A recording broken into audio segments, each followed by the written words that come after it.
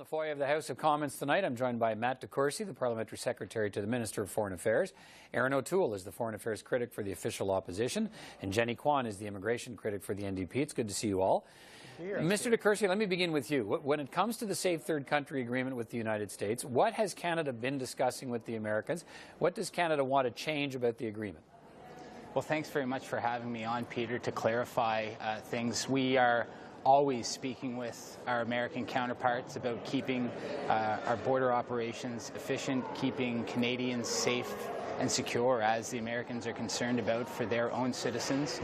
The U.S. has been responsive in a number of issues that we've raised with them in the past, but let me clarify for your viewers that there are no formal negotiations taking place right now with our American counterparts to change anything to do with the Safe Third Country Agreement at this time. Our focus is continuing on being a welcoming country and managing an orderly immigration system and dealing with asylum seekers in line with our obligations with the international agreements and conventions to which we are party. Right. And I know you, and I appreciate you said you wanted to clarify things for our viewers, which is always a good thing. The U.S. Homeland Security Department says, in fact, the Canadian government has presented a proposal to amend the Safe Third Country Agreement. What's the proposal, or is the Homeland Security Department got it wrong? No, like I started off by saying, we're always in conversation with our U.S. counterparts about a range of issues to deal with border security, border safety, and the efficient flow of migrants. But there's been no negotiations that have started yet. No, but it's important to clarify. Well, a proposal is not a conversation. Is there a proposal? Like I said, we are in conversation all the time with U.S. counterparts about a range of ideas, but there's no negotiations about changing the Third Safe Country Agreement at this point. Okay. Mr. O'Toole, what do you think is happening here? Well, the government's been misleading Canadians with respect to challenges of illegal crossings at the border, asylum claims. The minister himself told the House of Commons when we started asking questions about this loophole that we perceive is in the Safe Third Country Agreement, he said the deal was working fantastically well for Canada. That was his quote. He's also told committees of Parliament that he has not asked the Americans to change or haven't started negotiations to fix this loophole. Remember, the Safe Third Country Agreement was brought in by a Liberal government, but clearly it intended for asylum claims to be dealt with at regular border or ports of entry. Walking across the border at a non-border stop is a violation of the spirit of the law. So they've tried to have it both ways. They're saying, hey, it's fantastically well, but now, thanks to the U.S., it seems like they are secretly negotiating in a way that we've been pushing them for a year. So I wish they'd just be straight with Canadians. Is it clear, Jenny Kwan, is it clear what's happening here? Is it, we have some reports suggesting, quoting some Canadian officials, that the conversation is around, the proposal is around making the whole border subject to the Safe Third Country Agreement, so you can turn asylum seekers back when they cross into Canada, no matter where they try to cross. But we have Ralph Goodale saying that's not practical, that's not on. Are you clear what's being talked about here? Well, what is clear is that the Liberal government are being hypocrites. On the one hand, you have the Prime Minister who want to appear in front of the global stage that he's a global humanitarian. But on the other hand, we now learn that behind the scenes, in secret, that the government has been in discussion with the United States about closing the border, taking a page off of the Conservatives to close the border for asylum seekers here in Canada. And effectively, they're talking about erecting a wall along 900 kilometers of the Canadian border and to designate it as the official port of entry for the entire border. The Minister of Immigration himself last week said that that was a not workable solution and in fact is not even enforceable. He himself acknowledged that, but yet there seems to be some discussion with the United States to do exactly that. I am very troubled by this. The fact of the matter is, if the government wants to, and the Conservative wants to, as they say they do, to ensure that there's order in the border communities, what we need to do is to suspend the Safe Third Country Agreement and bring order back to the borders. All right, Mr. DeCourcy, is that one of the things that's involved in the conversation, maybe suspending the Safe Third Country Agreement, or is it to have it apply to the entire Canadian border so you can turn asylum seekers away no matter where they show up? Well, we'll continue conversations with our American counterparts, and we will continue to operate an orderly immigration system, and we will continue to deal with asylum seekers in obligation of the international covenants to which we are party.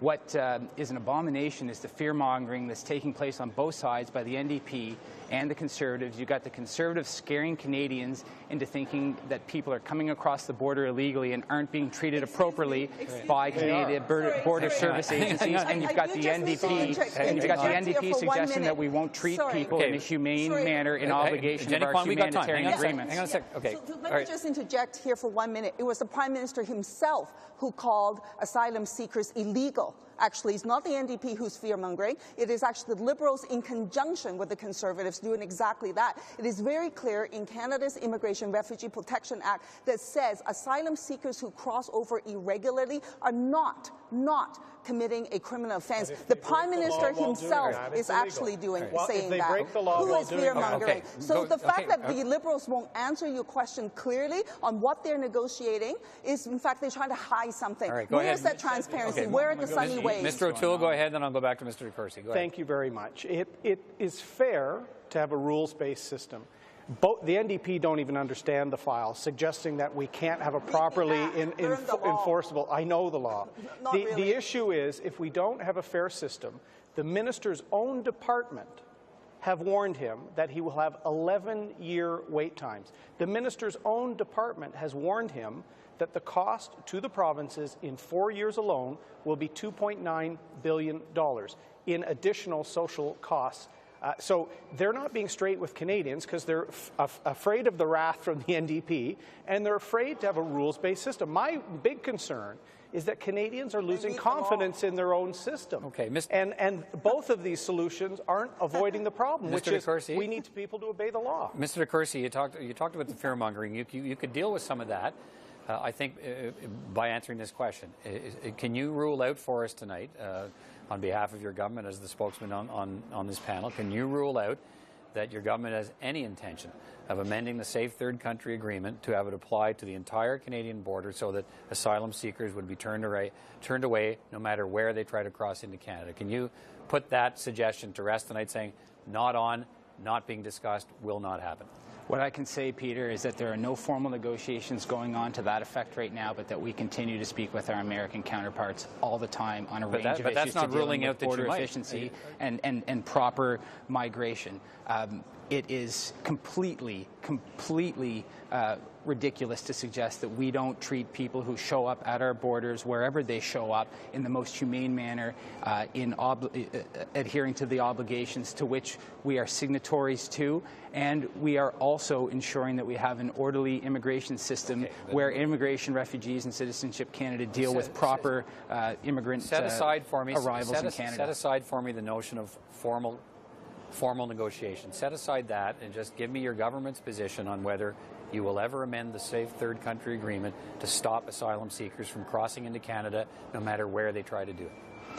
Peter, let me clear up for people watching the misrepresentation that is being delivered to them by the Conservatives. I just want an answer to that question. No, look, we have to clear up the misrepresentation that the Conservatives are making, that somehow asylum seekers are jumping the queue and that it's getting in the way of the orderly immigration system that we have in place. IRB wait times. Well, the 11 years.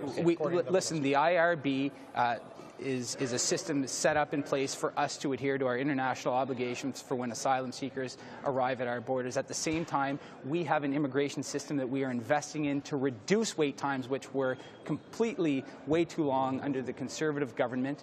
We are doing that in a way that is compassionate to meet the needs of families who have loved ones from abroad. We're doing it a way to meet our economic necessity to have newcomers with a variety of skills come and contribute into our communities. And we also have an orderly refugee system.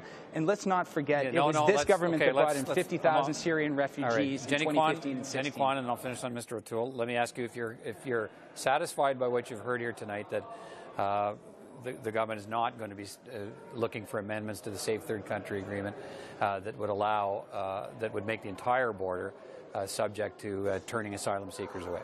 Absolutely not. What's clear is that the Liberal government is not answering this question. They're not answering your question clearly, that they are not engaging in discussion about extending the entire Safe Third Country Agreement to all 900 kilometers of the Canadian borders. They're not answering that question. They're not being transparent, and they're doing all of this in secret. Now, the other thing is the Conservatives say that they want to abide by the law. Well, read the Act. The Immigration Refugee Protection Act, Section 133, clearly states asylum seekers who cross over at irregular crossings are not committing a criminal act. So really, if they want to talk about abide by the law, they should actually know the law. Mr. O'Toole, let me finish with you. Mr. O'Toole, how if Canada were to amend the Safe Third Country Agreement with the United States and have it apply to the entire Canadian border, how would we police that? How many police officers would be required to stand along the entire Canadian border to make sure nobody tried to cross?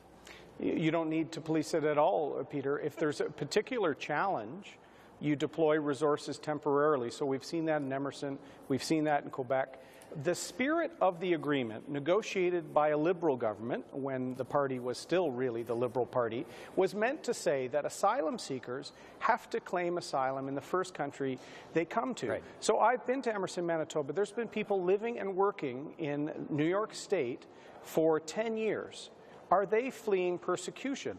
Or are they taking advantage of the confusion caused by Mr. Trudeau's tweet to come across and have their asylum claim processed expeditiously? 68% of the people who come through and are assessed through the IRB are successful with the application, meaning that they were not able to seek asylum in the United States, and then they came to Canada, and then it was found through the IRB that their claim is successful. But it's okay to have an orderly system. All right. Chaos. I'm trying to avoid chaos and have an orderly system. And thank you all. Thank you for your time tonight, all of you, and we'll be revisiting this issue, I'm sure, but appreciate you taking time to speak about it this evening. Thank you. Thanks, Peter. Thank you.